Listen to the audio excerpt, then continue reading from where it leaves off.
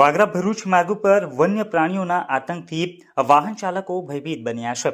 ભરૂચ વાગરા મુખ્ય માર્ગ પર CISF કોલોની પાસે ગત રાત્રે એક જોરદાર અકસ્માત સર્જાયો હતો, જેમાં વાગરા તાલુકાના અલાદર ગામના કનુભાઈ વસાવા અને દલસુખભાઈ વસાવા પોતાની મોટરસાયકલ ઉપર ભરૂચથી પરત ફરી રહ્યા હતા, ત્યારે અચાનક એક નીલગાય દોડી આવતા બાઇક સાથે ધડાકાભેર અથડાઈ હતી। અકસ્માતમાં બંને યુવાનો રોડ ઉપર પટકાતા તેમને શરીરે ગંભીર ઈજાઓ પહોંચી હતી, જેમને તાત્કાલિક સારવાર માટે વાગરા સામૂહિક આરોગ્ય કેન્દ્ર ખાતે ખસેડાયા હતા। અત્રે નોંધનીય છે કે આ વિસ્તારમાં વન્ય પ્રાણીઓના કારણે અકસ્માતોનો સિલસિલો યથાવત રહ્યો છે। અગાઉ વિચ્છેદ માર્ગ ઉપર આવી જ ઘટના બની હતી, જ્યારે અરગામા પાસે નીલગાયની અડફેટે એક યુવકે જીવ ગુમાવ્યો હતો।